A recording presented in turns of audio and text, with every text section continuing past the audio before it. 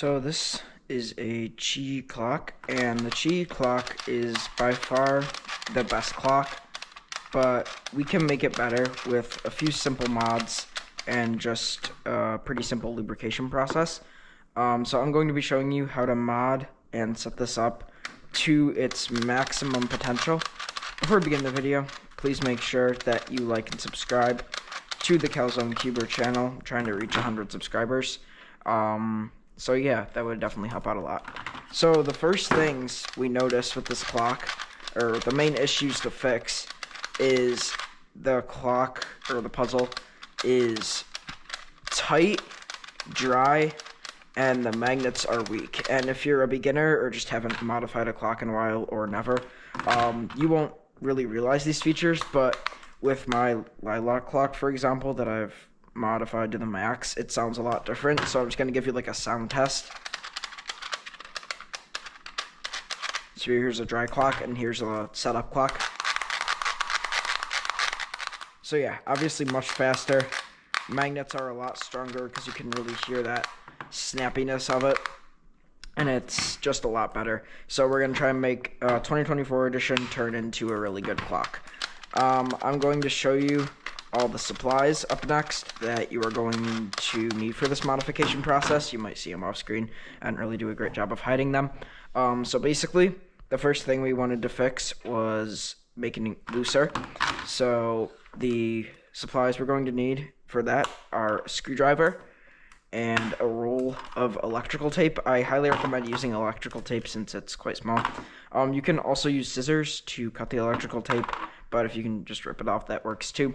For the magnet weakness, we have a, just like, try and get this as close to the camera as I can, just like a little push pin thumbtack here, and you want to make sure it's the type that has like these little ridges, because it's going to be a lot easier to hold, and I'll show you why we need a thumbtack to strengthen the magnets. You might be pretty confused, and that's totally fine. And then up next we need our lubricants. So I'm going to show you 4 different ways to lubricate a clock. One involves Lubist XMG10 and weight 5.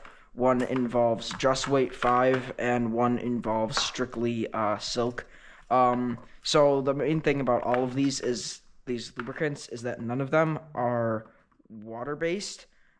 These are all silicone-based lubricants, and you don't have to use these. Well, actually, no, silk is plant-based, so you can use plant-based or silicone-based. Just don't use water-based because it can rust the clock and hurt it.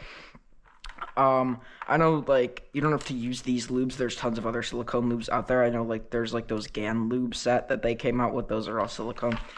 So the first issue we're going to fix is going to be tightness. So I'm just going to completely loosen this clock, just unscrew all the screws and then set them off to the side. So I'm just going to do that off camera because that might take a little bit. Okay, so I only got 2 screws out, but once you get the puzzle loose enough, once you get the other screws loose enough, you can actually just open it from this part. So that's what we're going to do. I'm going to open up this puzzle, and then I'm just going to show you like the basic pieces of it. So we're just going to take off these plastic shells, and the entire thing just kind of fell apart. It might not go out as easy for you. And then we also need to get the shell, the clear shell, off of the like plastic casing. So it usually comes off a lot more swiftly than this, and you don't have to do this. I don't know why I had to do this. I don't know if Qiyi's like copying the Sheng Shou design, because they kind of did this. Okay, there we go. So you just take all the pieces out, just push every piece of the clock out, and now you have a fully disassembled clock. I'm just going to put the parts up on the very tip top here so you guys don't have to look at them, and we're just going to go over pieces. So the first basic pieces, and then you can also just push these screws out too. A little side note, like that, because we're not going to put them back in, so if it like strips the screw, it's okay. So the first basic pieces are these 2 plastic cases. This is what goes on the very outermost layer of the clock, and this is what you touch when you hold the clock. Also, the nuts might stay in if you unscrew it. That's also totally fine. Then you have the inner shells, I like to call them. I'll refer to them as shells, but you can also call them like the inner cases. And this is what holds all the gears.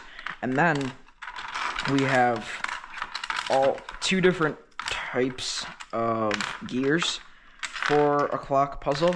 There's these types, which just lie flat and don't have backs to them, and these are either centers or edges. And then we also have these types, which are the corner magnets, and these four go in the corner. This is what you actually turn, and they have two sides to them. And then we just have all of the pins.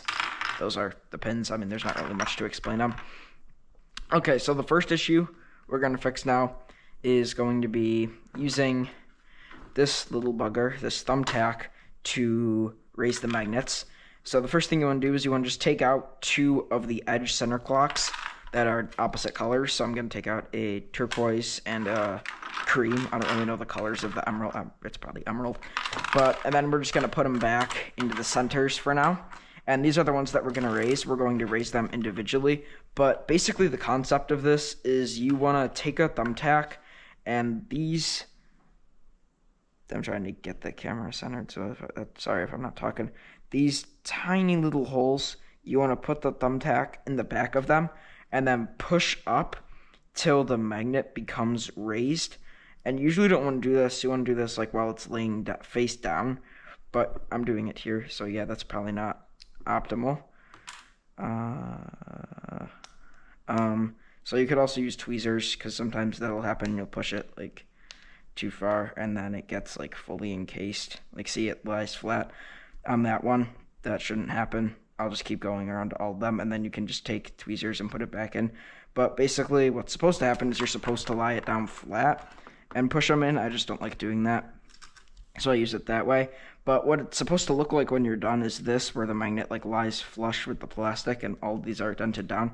So off camera, I'm just going to do that, and you want to do that to every single magnet around the piece and every single magnet around this piece. So I'm just going to do that now. Alright guys, I am back after a long while. Well, in my world, not in your guys' world. You just saw me disappear for a second. But it took me about half an hour probably to raise all the magnets, and now I have both magnets raised on the clock faces.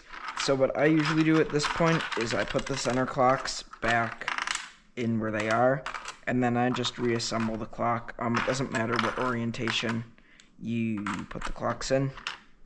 And just kind of throw them in there.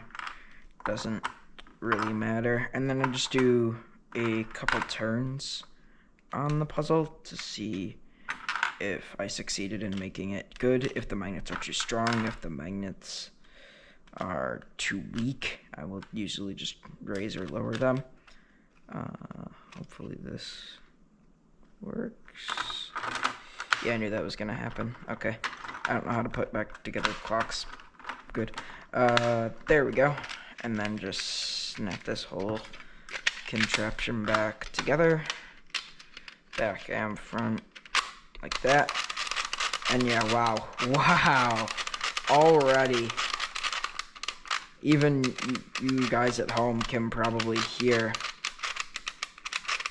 the difference, and that is what the marks on my hand are worth. This is what the reward is. So now it is very good.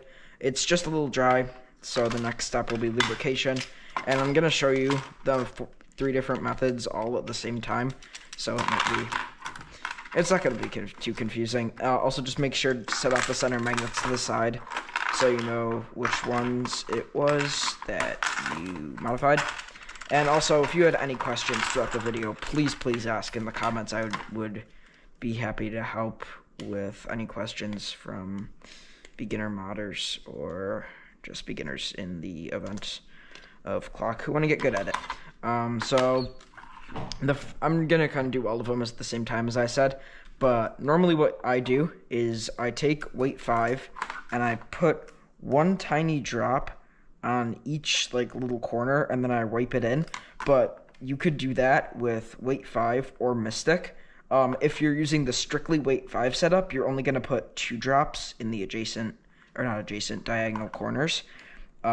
With Silk though, you put them in all 4 corners, and I'll tell you why in a minute. But I'm going to be using the weight 5 plus XMT setup, so I'm going to put a little drop, just very small amount, in each corner of the puzzle, lay it back down, and then what I'm actually going to do is I'm just going to go in with my finger with like a thicker silicone lube like this and just spread it out around the ring and spread it out on the faces. And just do that with each little drop or drip or whatever you want to call it. And if you do the silk setup, you're just going to put the 4 drops in the corners and do the same. If you're using strictly weight 5 setup, you'd only put 2 diagonal, and then you're going to do the exact same on the other side, which you would also do with Mystic. 1 in this corner, 1 in this corner, 1 in this corner, and 1 in this corner right here. Cap up the weight 5 because we are done with it for now. And if you use the strictly weight 5 setup and you already did the 2 diagonal drops on each clock inner shell, you can just close up the clock and you are good to go. But if you are doing either the strictly silk setup or the strictly weight 5 and XMT setup, stick around because we're going to be lubricating these parts. Okay, so if you stuck around, good to see you. I'm going to be lubricating the inner clocks. Now, I'm going to use XMT, as I said, because I'm using the XMT plus weight 5 setup. If you were using silk in this scenario here, I'm going to kind of tilt the camera down as much as possible. If you were using strict silk setup, you were just going to do the same thing that I'm doing right now with the XMT, but with the silk. What you're going to do is you're just going to squeeze out like dashes of XMT kind of. So you don't want to put a lot at all because XMT is a very runny lube. So like just that was really bad. But as you can kind of see, there's like 4 little dashes on it. And I'm just going to do the exact same to this one. So, and just a little more right there. Cap up your XMT because you're done with it for now. And then you're going to rub the lube with your finger just around the clock face. And XMT is really runny, so it's not going to feel super good on your hands, but you can just wash them off later. It'll wash off perfectly fine.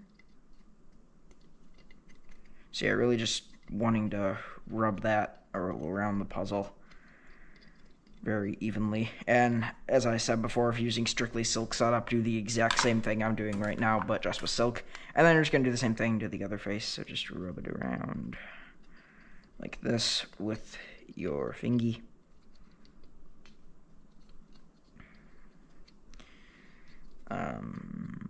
That is good. And when you first get the clock like all done, you're also just going to well, like, it's going to be very runny, as I said, so stuff might, like, the clock might feel pretty slippery at first, but eventually it'll get better. And now we're just going to reassemble the clock, and our last step is going to be taping it up, and then you're out of here. So I'm going to put this back together on camera, but then I'm going to dip and wash my hands because they're super greasy right now, so I'm probably just going to do that right now. So I'll be back in a sec. Alright, fingies washed off camera. Still just gonna reassemble puzzle. So just making sure to put the center and edge magnet or edge gears back where they are supposed to go. Put these back. And like that. And then you're just going to put the pins back in. And the clock's also going to look a little messy if you did the strictly silk setup or the XMT weight 5 setup. And also make sure that you don't put the second face on upside down, because that can happen and you can have like 12 on the bottom on one side and 12 on the top on another side, and it just looks really weird. So like, see how 12's on top right here? If you flipped, you could sometimes have it on the bottom. So I'm just going to do a few first turns, break this in. And yeah, we're already feeling much, much better than we were with a stock setup.